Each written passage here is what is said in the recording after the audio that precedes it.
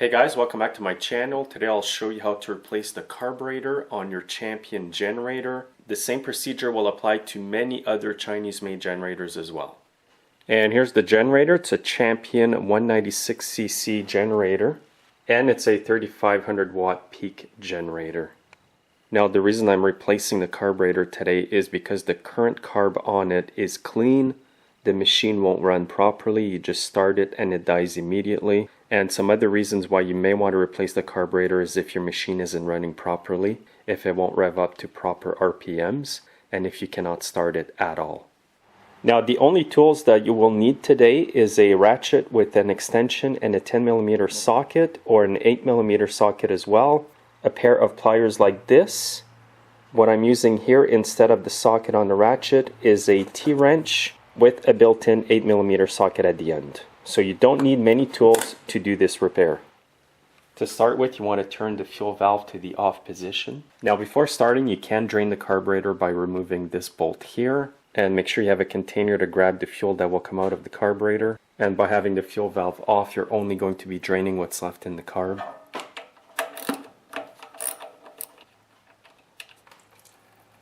And just make sure to have a cloth or rag ready to wipe up the fuel that may spill. Now I'm just going to put the bolt back on.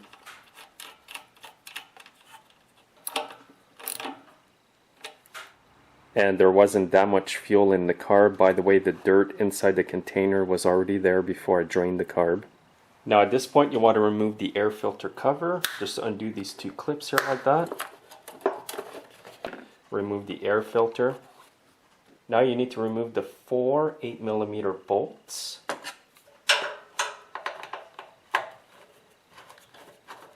I'm using an 8mm nut driver today. You can also use a Phillips screwdriver. Now remove this plastic part. Now you need to remove the 10mm bolt under the carb here.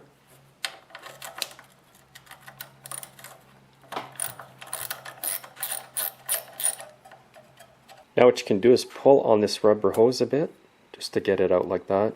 And now with a 10mm socket, remove the two nuts.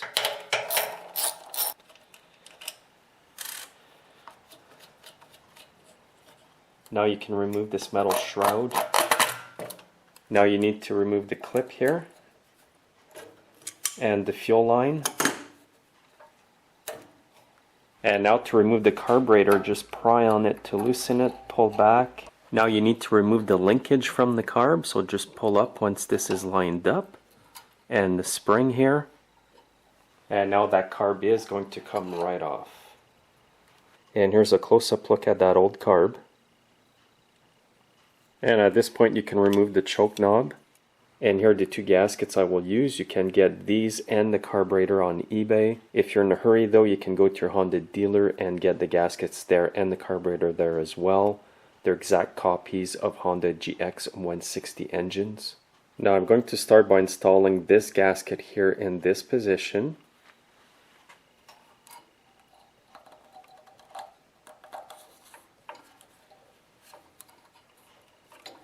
And push it right up to that plastic adapter. Now one quick tip before you install your new carburetor, check to make sure that the bolts under the carb are still tight. And now with your carburetor in this position, just insert it onto the studs. And now what you want to do is install the linkage. Just line up this black part, turn it so that the rod goes right in. And now install the spring in the small hole on the plastic part here. And now you can push the carb right up to the manifold. And now double check your linkage. And you can see that it's hooked up over here. And the spring as well is hooked up over there. That spring on the linkage basically helps to keep the linkage secured to the carb and to the governor arm. And now rehook the fuel line, and you want to reinstall the hose clamp as well. Now before reinstalling the rest of the parts on the carb, what I do is I turn the fuel valve on like this. I leave it for a few minutes. I check to make sure there's no leaks. If there isn't, then I proceed to reinstall the rest of the parts. Now I don't have any leaks, I'm going to proceed with the rest of the installation. First you want to install the choke knob. Just put it on like that, and you want to make sure part of the choke knob with the little pin is inserted into the groove on this part here.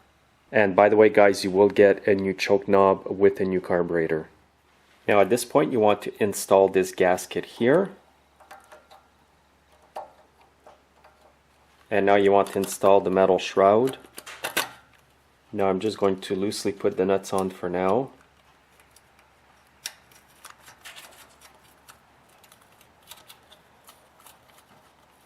And there's a bolt that goes over here.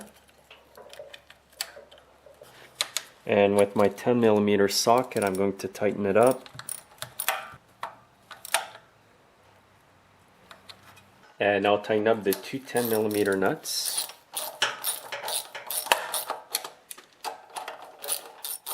And you want to tighten them up evenly, so go back and forth for a bit. And use common sense, put it fairly tight, but don't overdo it. And that seems good. And now you can install the plastic piece here. It goes in this exact position. And now just start these bolts up. You can do that by hand. And now with your Phillips screwdriver or an 8mm socket, just tighten them up.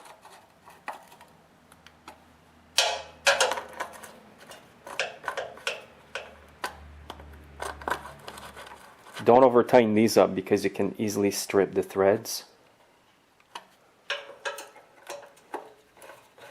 Now you can install the air filter cover as well. And don't forget to make sure that it's clipped in there. And there's another clip at the bottom. Now don't forget to install this rubber hose inside the air filter assembly. Now that completes the installation of the carburetor. Now what I want to do is start it up, make sure there are no other problems. Now put the choke on, make sure your valve is in the open position, and give it a go.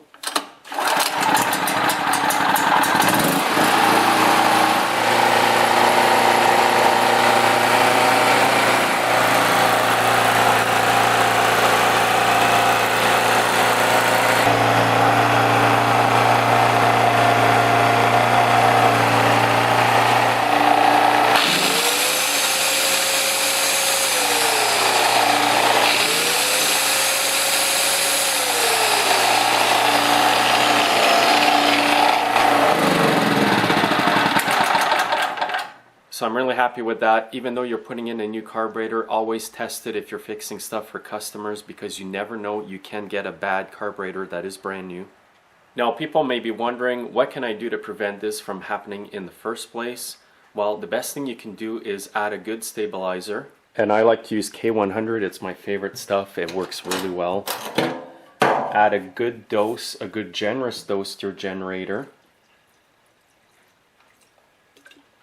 And by the way guys, the K100 does also help with controlling moisture and ethanol in your fuel. If you do have ethanol in your fuel that is starting to separate from the fuel, this will help it to stay together and burn right through. Now another tip after you've added the K100 in your fuel tank is turn the fuel valve off. Run the engine until it dies. What this will do is burn any fuel that is left in the carburetor, thus giving you a better chance that it will start every time you go to use it in the future. And another good tip guys, if you can remember to do this, is start your generator once a month, run it for 5 minutes, and then repeat the procedure by turning the fuel valve off and running it till it dies. Just keeping everything flowing and having it started every month will help the generator to be more reliable. And another really good tip guys is always use premium fuel in your generator that does not contain ethanol. Remember, it's going to be pretty well the same procedure on all generators, except there might be a few differences. And a quick tip when buying a carburetor is always match your carburetor by looking at it. Sometimes there isn't a part number for them. So if you order your carburetor online from an unknown source, just make sure you see an image of the carburetor first.